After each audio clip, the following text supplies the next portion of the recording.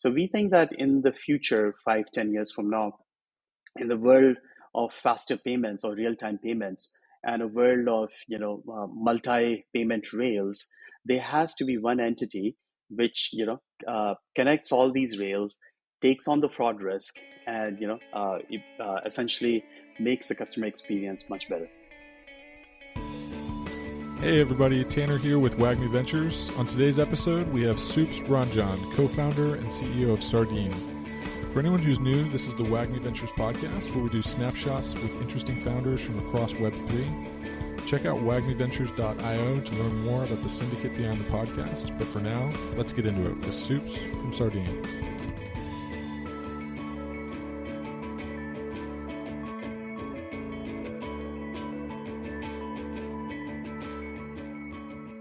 All right. Hey, everybody. I'm here with Soups Ranjan, co-founder and CEO of Sardine.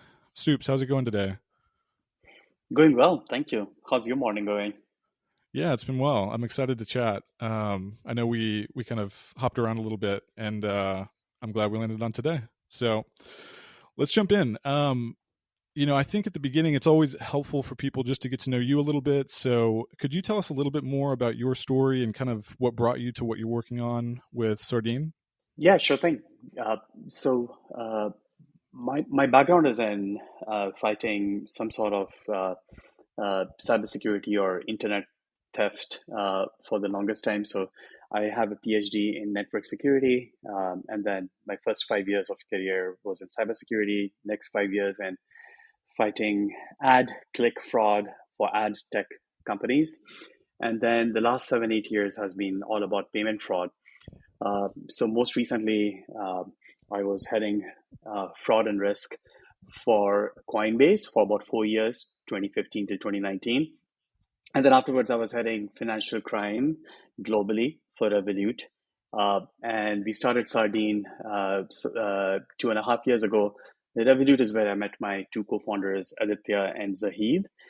And Sardine is all about safer, faster payments. So, as there would be, newer and faster payment methods, such as, Zelle is one of them right now, RTP or real-time payments in the US just taking off, Fed now in the future. And of course, we have all the new primitives such as crypto or, neobanking as well. So we think that in all these efficient ways of moving money, the most of the friction arises from fraud and compliance issues, and Sardine is all about making that friction disappear. Very cool. So tell us a little bit more about Sardine. I know there's kind of a few things going on with the company. So can you tell us a little bit more about what you guys are building specifically? Yeah, absolutely. So we offer 3 products today. So the first product is our risk platform, which is really fraud and compliance in one unified API and one contract. So it's in use by about 150 plus fintech and crypto companies, right? Such as FTX, they use us for payment fraud. Brex, one of the largest neobanks, Airbase, Digit, Copper, etc. on the fintech side. And then the second product is our crypto on-ramp / NFT checkout. So today you can buy crypto using Sardine's on-ramp on MetaMask as well as the Brave browser and about 10 different other platforms. And on NFTs, we powered Tom Brady's NFT drop on Autograph. And our thesis with crypto and NFT checkout is that, number one, that industry suffers from very, very low conversion rates. When you try to purchase crypto using a card today, you get maximum 60 to 70% conversion rate. And we are all about increasing that conversion rate from that 60, 70% to as high as we can. And the reason why the conversion rates are so low is because of fraud. The issuing banks whose cards you're using, they don't do a great job at fraud prevention, and we want to change that. And the second thing that we've done is we are very uniquely differentiated in offering an instant ACH on-ramp to crypto. So you can connect to your bank account, do KYC powered by Sardine, and Sardine takes on the fraud risk and allows you to purchase crypto using your bank account, which we instantly deliver. And now the third product, which is something we just recently announced, we call it Risk Insights. That is all about bringing TradFi, or traditional finance, together with new finance, being crypto and fintechs.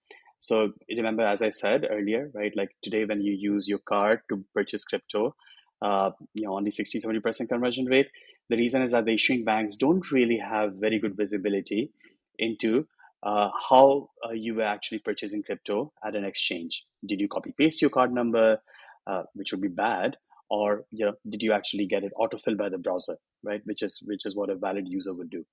So what our viewpoint is that we can actually provide uh, that visibility uh, all the way to the issuing banks so that they can increase the conversion rate and don't lose or don't put lose money that they're losing today. I would argue that the 30-40% of users who they're declining are not really fraudsters, right? And I can get into more details, but those are the three things we do. Yeah, super interesting.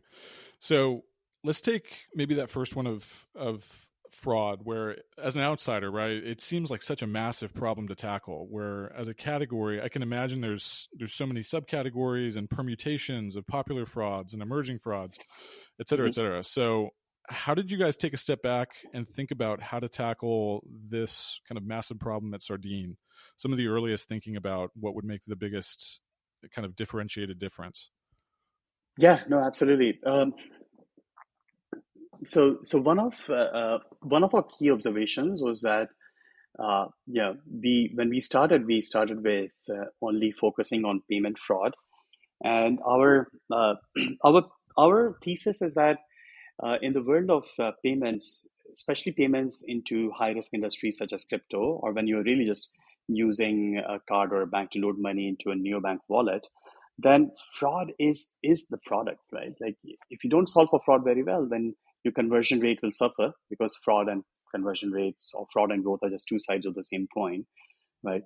So we decided first and foremost that we'll only focus on this, vertical of fintech and crypto, right? And there have been many fraud prevention providers in the e-commerce world, but our observation was that in e-commerce, you can solve for fraud by looking for shipping address, shopping cart, etc. signals, right? Like suppose Tanner, I stole your card. I'm gonna quickly go to Best Buy and buy the highest dollar value smart TV and then ship it to a drop shipping address, right? Sure.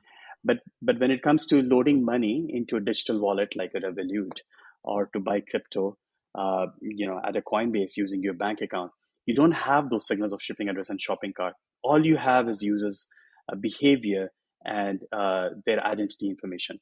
For example, if I'm entering my social security number, I'm going to type it very quickly from long-term memory. But if I stole yours, then I will do what is called segmented typing. I'll type one character at a time and then context switch, come back and type, right?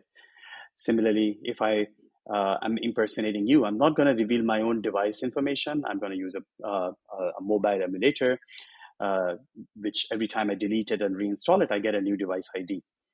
Further, I won't use my own IP address. I'm much more likely to use a proxy or a VPN. So therefore, what Sardine does is we really focus on user intrinsic behavior, like how are you typing, how are you moving the mouse, how you swipe, scroll, tap, how you hold the phone, and use all those signals to make fraud prevention much more effective. Super interesting. Yeah. So before looking forward, I want to look backward a little bit to what were some of those earliest challenges at Sardine back in 2020 when you guys launched, and how have you guys solved for some of those early ones? Yeah, no, absolutely. So some of the earliest challenges when we launched as a company was really just trying to differentiate our product, right? Which is where, going back to my answer earlier, right? Like we said, okay, we'll only focus on fintech and crypto. And in order to do that very well, we have to just get really world class in building the best device intelligence and behavior biometric solution, right?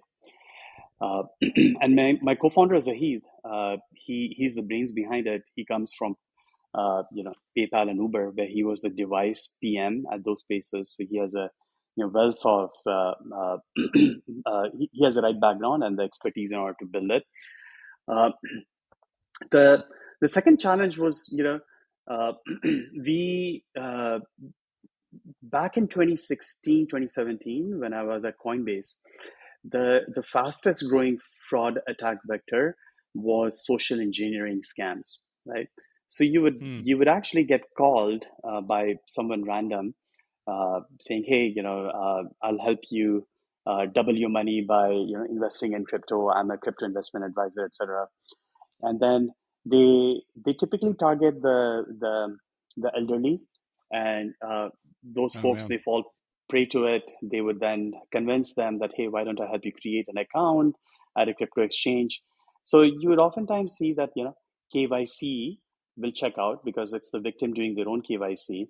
IP address, device ID, all other behavior patterns, they do check out. But then later on, the elderly victim realizes that they were duped because the crypto never arrives in their wallet. It actually ends up in the scammer's wallet, right? So then they would come back and do a chargeback, right? So I tried very hard to find a solution which could help us. I couldn't find any, which is why when we started Sardine, we said, okay, we're gonna focus on just detecting this.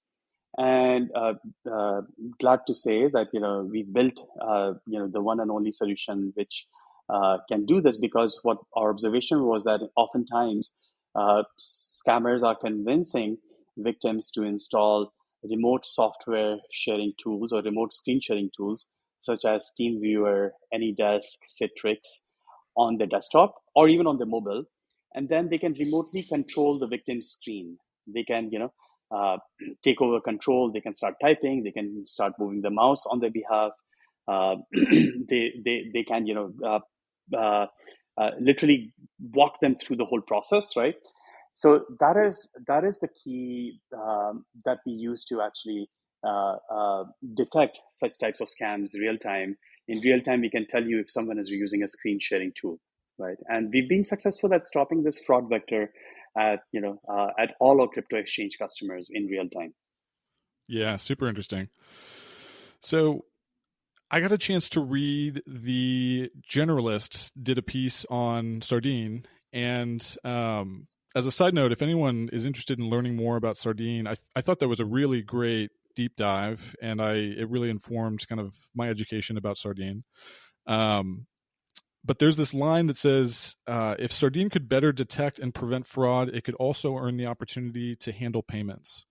So, in light of that thinking, I'm curious, what is the 5-year vision? Where I'm kind of just arbitrarily anchoring around that 5-year number. But if things continue to accelerate for Sardine, um, are there any obstacles you're foreseeing or any opportunities you're excited about? Absolutely, yeah. So our vision is that uh, we want to be one of the first payments companies which takes fraud really, really seriously, and we actually want to indemnify our merchants of the fraud losses, right?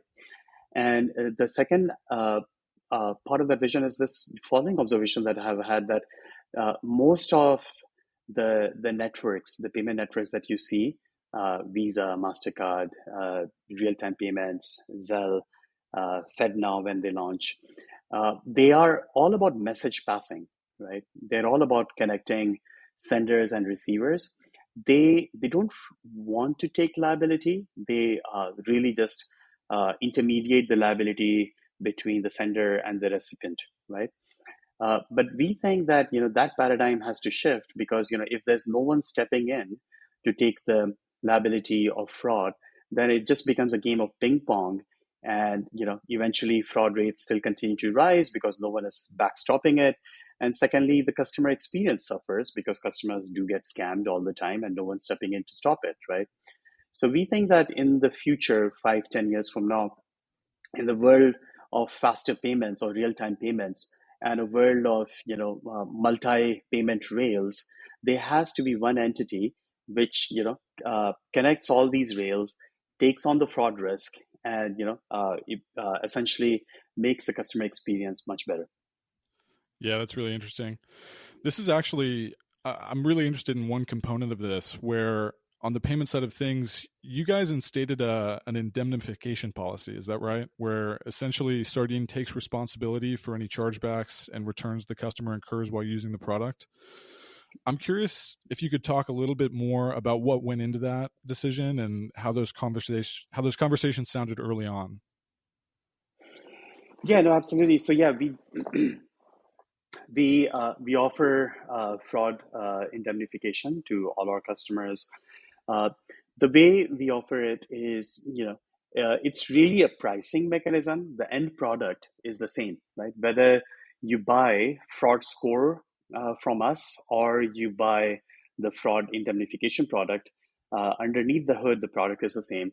The fraud indemnification part of it is just a pricing mechanism where, based on your prior history of fraud returns, will quote you a price which will be in basis points. Whereas the fraud scoring product, we offer it, on a per user, per transaction basis, right? Uh, so the fact that we are able to, literally put our money where our mouth is by offering a fraud indemnification product gives a lot of confidence to our customers, and makes them be a believer in Sardine, right? Right. Yeah, super interesting. So the generalist piece also talks about this kind of longer term vision of basically a flywheel effect between fraud prevention, better payments, broader customer base, and more data via insights, kind of, all powering in a cycle. Where Mhm. could you talk a little bit about that strategy and how it's developed over time? Maybe it's kind of inception and how that's going so far. Yeah, absolutely. Yeah. Uh, so in high risk payments, as I was alluding to earlier, the conversion rates when you're loading money into a new bank wallet, or when you purchase in crypto using cards, conversion rates are low. Then they think that, okay, maybe I can use ACH in order to do that, but then in ACH, no one actually takes on the fraud liability, right? At least in the case of card networks, Visa and Mastercard are trying to intermediate it between all the parties, but in the case of ACH, no one even does that. So then you're back to square one, right? So that's where we said, okay, let's do a really good job at solving for fraud first, and then we can start moving money as well, especially in those high risk scenarios. So today we already offer payments, where we can settle into crypto or we can offer NFTs. In future roadmap, we'll also move money such that it can land into a checking account, right? We already do the fraud scoring when you're loading money into a checking account or a new bank wallet today, but later we'll also move the money. Uh, and then in terms of the flywheel, for where does risk insights fit in? What we quickly realized is that uh, we have now probably integrated with all the largest and most important data partners and data consortiums out there, right? In order to do our fraud prevention, we integrate with about 20, 30 different data providers, about, email risk, about, social media accounts tied to email, information from the telcos about who's the phone number registered to, information from the credit bureaus about your identity, information from various bank consortiums as well as card bin blacklists. And our observation was that now that we have already integrated all the largest data providers, in order to really continue to reduce fraud rates even further, uh, it is imperative that we go and build our own sort of data sharing initiative, as in bring in parties who are not necessarily Sardine customers, bring them in such that we have this effective data sharing going on amongst all the parties. And I'll give you an example to motivate it. So, today all the big banks, they share data with each other via consortiums such as early warning systems, right? Which is owned by the top 7 banks in the US. So therefore, if you have a stolen Bank of America account, you couldn't walk into a Chase and move money from that stolen BOFA account into Chase, because chances are high that BOFA and Chase have shared that information with each other Hmm. overnight. However, you could take that stolen BOFA account and connect it to a Chime and load money into Chime, and then immediately take the Chime account and load money from Chime into let's say Digit, and then from Digit into Copper, and so on, right? So Interesting. now there's this unbroken chain, right, which is what a fraudster is using to continue to launder the money. And our argument is that because fintech neobanks are not sharing this information amongst each other, number one, and number two, they are not participating in the existing bank consortiums. So that is leading to this, visibility gap, which fraudsters are exploiting. So we want to change that visibility gap by bringing fintech neobanks and banks together into more effective data sharing. Love it. That's super interesting. So in some of my research here, I came across a quote from Angela Strange, who, for anyone who doesn't know, she's a GP at Andreessen Horowitz, and she says Sardine's early positioning was almost too crypto, but Mhm. the biggest customer set is not actually crypto. And we're a Web3 focused podcast, so that obviously would pique my curiosity. I guess I'm curious. Can you share what that pivot beyond crypto looked like and some of the thinking there? Yeah, no, so absolutely. So we as a company are riding two waves, right? So one is uh, efficient payment rails via neobanks, etc., right? And then the second, which is the whole wave about, like Angela Strange has very aptly said, that every company will be a fintech company. We just added a caveat over there that yes, every company will be a fintech company unless fraud doesn't kill them first, right? So that's Yeah, wave number one. And then the wave number two is that, what Simon Taylor, who's on our team as the head of content, him and his team at 11FS, they had coined this term crypto mullet, right? Which is basically that, hey, most fintech infrastructure companies will use crypto in the back end without you actually realizing it, right? interesting. Yeah, So fintech in the front end, crypto long hair in the back end, right? yeah, super interesting. So so therefore, yeah, like our thesis is that these are just new ways of moving money, both fintech and crypto. We don't really differentiate between them when it comes to our fraud and compliance product, right? But what we realize is that when you're moving money from these traditional financial institutions via the traditional rails such as ACH, wires, or cards, and you're trying to move it into the new rails of neobank wallets or crypto, there's a lot of friction, and we are all about removing that friction. And all the friction, of course, is because of fraud. Yeah, I love it. Okay, so kind of nearing the conclusion here, but a couple last questions I like to basically ask everyone who comes on the show. So, what have been the biggest surprises in your journey since founding Sardine? The biggest uh, aha moment slash surprise for us was the realization that the embedded finance movement is really really global in nature, right? Hmm. And just after we launched our seed announcement, roughly a year and a half ago, right? First and foremost, I had actually delayed announcing the seed announcement because we wanted to be in stealth. So I delayed announcing it for the longest time. That was a mistake. I should have announced it early, because the moment we announced, we started getting contacted by companies all over the world who wanted to solve for fraud, and these were all Interesting. neobank companies all over the world. We had companies from Nigeria contacting us, companies from Turkey contacting us, Yeah. and that just made us realize that people all over the world are realizing that with increasing globalization, I should be able to move my money as fast as I send an SMS or make a phone call quickly, Hmm. right? So everyone is very very aligned in that vision worldwide to make banking be cross border, banking be more efficient. Yeah, I love it. So, next question: what advice do you have for any founders who are building kind of during this bear market, kind of high macro uncertainty time? Yeah, no, absolutely. This is the best time to build. Crypto winters are absolutely the best times to build. Uh, and because most of the distraction which is associated with the movement of price or price of any crypto token, swinging wildly, all of the distraction is gone. And I'm a long term believer in crypto and NFTs and DeFi.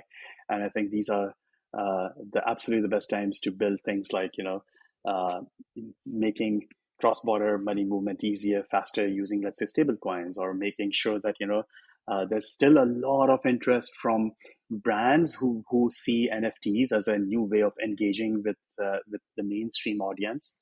But I would Right. argue that that NFTs are still kind of hard to purchase. Like, how can we make sure that a layperson can purchase an NFT, without having to struggle through installing a MetaMask wallet first, right? So there's still a Yep. lot of innovation that needs to happen over there too.